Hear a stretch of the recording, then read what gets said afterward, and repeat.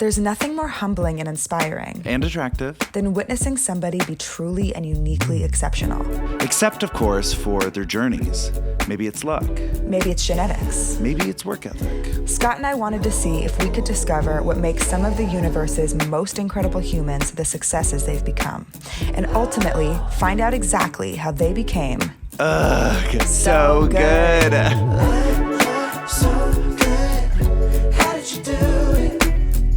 How did you do it? You're so good.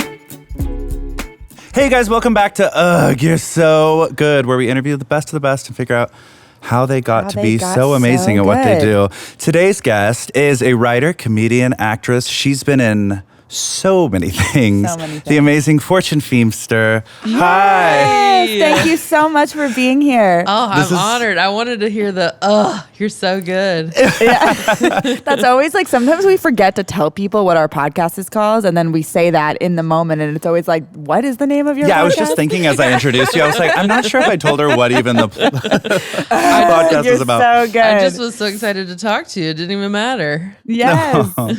Well, you might know Fortune from Chelsea Lately, Last Comic Standing, Mindy Project, What a Joke with Papa and Fortune, L Word Generation Q, which is coming soon, right? I'm not in this new season, but I did a couple cameos in the last season.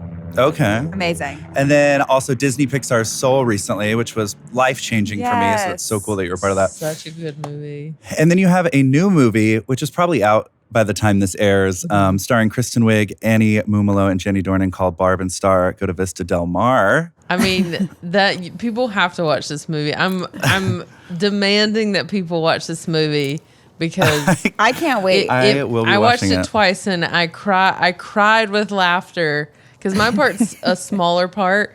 And so I didn't know what happened in the rest of the movie. So please watch it if you just want to feel I watched the fun trailer and good like in your 4 life. times in a row. I just replayed it. And it's funny, you have a part in the trailer and it's very funny, so everyone go watch that. It is a shame though that it is one of those movies you want to watch with a room full of people. So that's the only bummer is not getting to see it in the theater. Well, but maybe Scott, because we're on Scott's deck right now, so maybe we could pull your TV to the edge of the room and sit outside with some friends. Yes, I'll bring a laugh track button and make perfect. sure it has, for sure.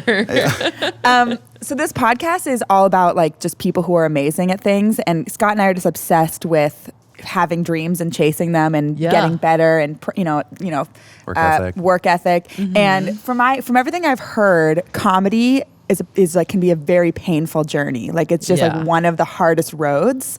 And so just to like get the stories coming, I wanted to ask you if there was a specific moment along the way where you felt like I made it or like I did it. Oh man, I mean it's definitely been a journey. I've been out in LA for since 2003. I moved here. And I didn't work for a very long time. I worked at it. I was trying to get better. I did the Groundlings for a long time. I didn't get paid. I did stand-up for a long time. No one hired me for anything. Mm-hmm. And so I think the first time I was like, oh my gosh, I knew I got the job that was going to open all the doors, and that was Chelsea Lately. Mm-hmm. And it was the end of 2010. I was flat broke. I had been working as a journalist for the last 7 years as my day job, and then the newspapers were folding and yada yada, and I was like, I don't know how I'm going to pay my bills. Mm-hmm. And I had submitted a writing packet to Chelsea's show and hadn't heard anything, and then 3 weeks later got the job with them right after the holidays. That gives me chills. I gotta say, like, it is fun to see, like, the 20 under 20 who became famous in 4 hours after moving to LA. But I really prefer the stories of, like, real hustle. Because it also, like, you get better quality that way. Mm-hmm. Like, the people who have been working at it, not to mention any kind of art, and for my opinion, has so much to do with personal experience that like the more real life experience you had, it seems like the better your comedy will be because you were living a, closer to whatever quote unquote regular life. So how many years did you live in LA till you booked Chelsea Lately? that you were like? So that would have doing groundlings? been about almost 8 years, 7.5, 8 years. Yeah. Wow. And in that time, did you ever feel like, what am I doing comedy? Or were you just like, because some people, Very much so. because some people are like, I don't know anything else. I'm just going to keep going. Yeah. Well, I had come from, I graduated college and then, my mom always wanted me to go to graduate school. And so I was always expected to take an academic route. Mm-hmm. And I think she was so bummed when I didn't do that. Mm-hmm. And I moved to LA instead. Mm-hmm. And so I think probably my family always assumed that if this didn't work out, I would just go to law school or whatever. I don't know. And especially the first couple of years, I was like, oh my God, what am I doing? LA is so hard. I had a hard time making friends at first. Oh my God, yes. And no one talks to you out here if you don't know. Like neighbors I don't even know half my neighbors still. I know. And I'm from North Carolina, so I was from a place that was very, like you said, you made friends everywhere. Friendly. Yeah, very friendly. Yeah. And so I called my mom crying like all the time, especially the first 2 years. And she would just be like, and she would say, well, you can come home and live with me. And I'd be like, never mind, I'm fine. I'm going to cry even harder. Like, my phone's dying. I'm sorry. Wrong number. So the alternative wasn't doing it for me. So I just I had to find my place here. And where I found my place originally was the Groundlings. I started taking improv classes to just make friends. It was not meant to be a career, or, I wasn't pursuing this dream. I didn't even know what my dream was at the time. And I discovered improv. And once I discovered improv, it almost didn't matter that I was broke. I just loved comedy so much, and I had never gotten to do it before. Yeah. Wow. I mean, that's amazing, because they say, like, the journey's a little bit easier, at least if you love what you're doing. Yeah. Like, at least if it's fun. Gotta, fall in love with. Or at least know what you want to do. I feel so bad for people who are working so hard at things and they don't even know what their passion is. I was like, at least I know what I'm working towards now. Right. And so I at least can like have a goal in mind. Yeah, and I think a lot of people in LA are more obsessed with the thought of the outcome than enjoying what they're doing. Than the work. Or they just want to be famous. Yeah, which I do not understand, I have to be honest. Like, as somebody who, I mean, I guess I do understand. It doesn't sense of belonging when you're famous. Right. Like, I do understand. That's not true. But it just, after living in LA long enough to know how painful it can be to be pursuing such an impossible dream. I'm a musician. I'm a singer-songwriter. Yeah. I'm like, why would anyone go through this on purpose if they didn't love the art that they're making? I know my wife, I met her in Chicago and she moved here for love. And she's always like, why would anyone live out here if they're not trying to do this? It's so true. Yeah. I agree. Congrats, by the way. Congrats on your wedding. Thanks. I was going to ask about that. I was curious, like, again, as a songwriter, sometimes I write very personal songs. I write about the things that happen in my life. And I've always felt like if I'm dating someone, like, I have to kind of wait and see, like, are they going to be cool with me, like, revealing their secrets in my songs? Because they have to be. And I was like, it's kind of similar in comedy, right? Like, are there, like, obviously there's limits to what you would share, but, like, is that something you guys have to address, or, like, well, I guess I haven't touched I haven't touched on anything too, like, I don't know about that yet. Yeah. So I haven't crossed the line yet. I'm sure I'll be informed if it's like TMI. Right. But I told a story in my Netflix special about I was asleep and I ate gluten, and I love this story. In my sleep started choking my now wife, and that was a very true story. And we were kind of like, do we tell people this story? It's kind of crazy, but that's what happened. Yeah, because you guys made that pact not to murder each other, and then you were breaking the pact. Yeah. Yes. You didn't qualify if you had to be unconscious or not. So you know, when she's a good sport and always fun to share like stories like that. If I were to like I do a podcast and she oftentimes does it with me, and there will be times where she's like, I don't need to share all that, and you're like, okay. So I leave it up to her to kind of tell me where her line is, and I respect that. Yeah, that makes me think of a question. So in comedy, do you think being brutally honest is very, very important, or can people just kind of put together more of an act? Yeah, like how much has to be like completely real, you know? Like, I mean, some people just make up the whole thing, and you're like, well, that never happened. But I feel like you can feel it when it's not completely real. A lot of my stories are very real, but I'll take some creative license with some parts of the story. Like when I came out, I did in my half-hour special, I did a thing about coming out to my dad, and he in real life he was just like, "You're my daughter. I love you. You're my daughter." But I which is funny too. But I thought I said I made up that he said, "Do you want me to buy you like a men's blazer or a top hat?" A top hat. So you a know, really beautiful sign of support. So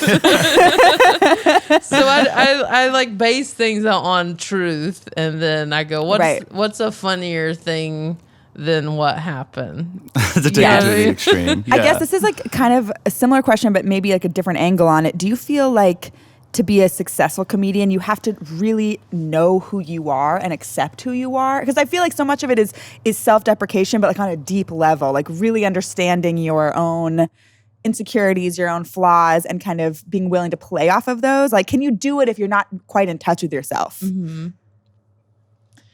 I mean, there are comics who don't reveal a lot about who they are. They are known for like telling stories about other people, and you really don't know much about their life at all. And so they're the comics that, whether or not they reveal, parts of themselves, it doesn't really matter because it doesn't it's not reflected in their comedy.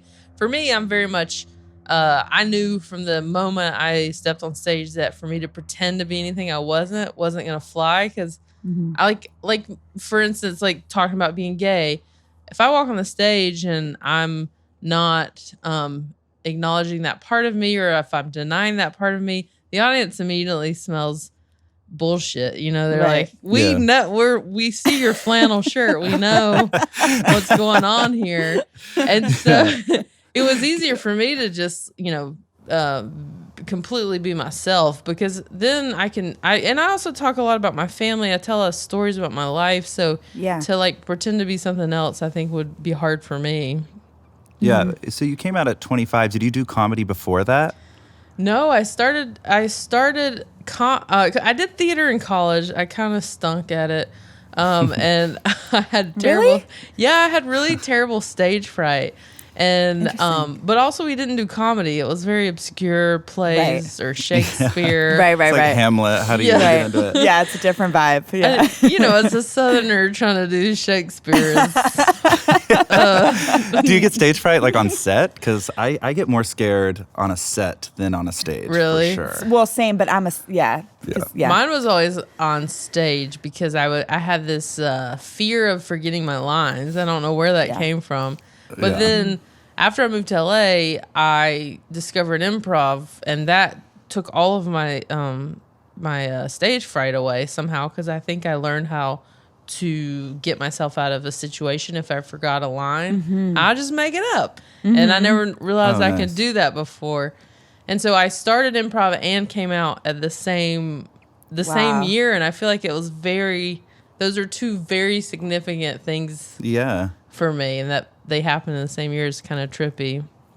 Wow, that is amazing. That must have been such a life shift for you. Well, I think part of why it worked out well is because when I came out, it was like this huge weight was lifted off my shoulders. I felt like this sense of peace and happiness that I had. I'd always been a happy person, but there was always something looming over my head of like, I'm different and I don't know why. I don't know what it is. I legitimately didn't know I was gay. And once I finally realized that missing puzzle piece, I was just like, oh my gosh. And so I went from being like a fairly happy person to like, everything's amazing.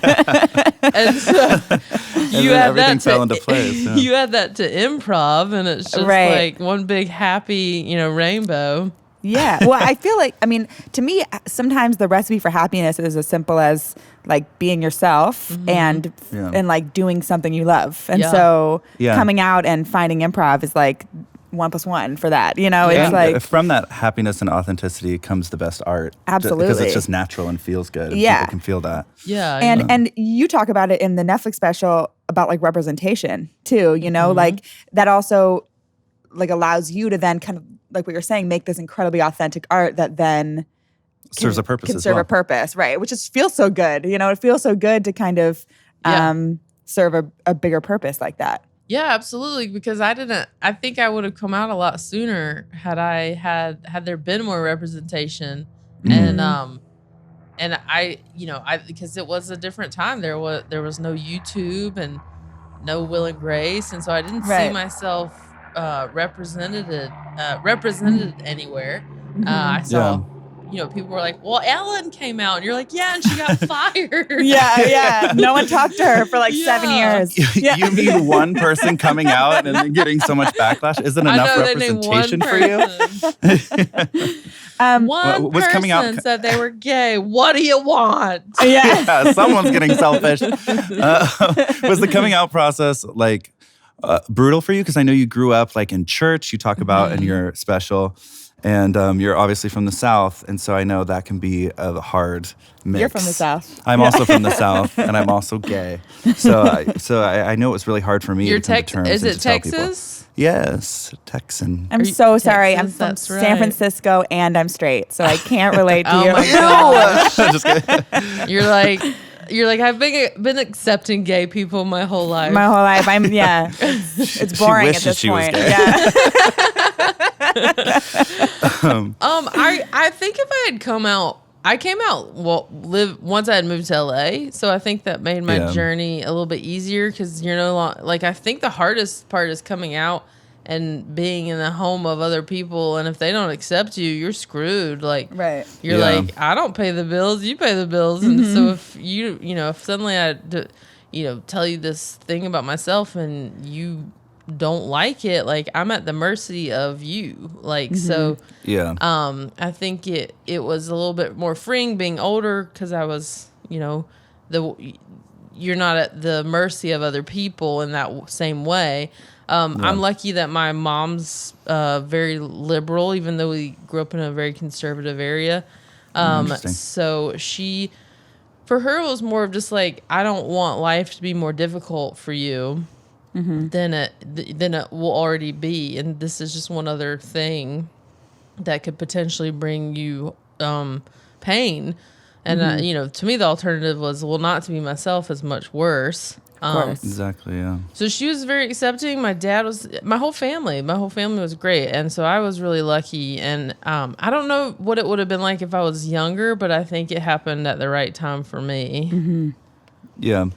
That's so interesting. My family was the exact same way. Yeah. Really? Yeah. My mom was like, that sounds hard for you. She's like, that's going to make your life harder, right? And I was like, yeah, but I can't change it. So I'm going to go ahead and like run with it. Yeah. I mean, that's the thing. Yeah, you're like, it is who I am. So I need to be the best gay I can be. I'm like, I better get started. The longer I put this off. Commit to this. All right, so that was the end of part 1 with our conversation with Fortune Feimster. Be sure to tune in next week for part 2. Like you do.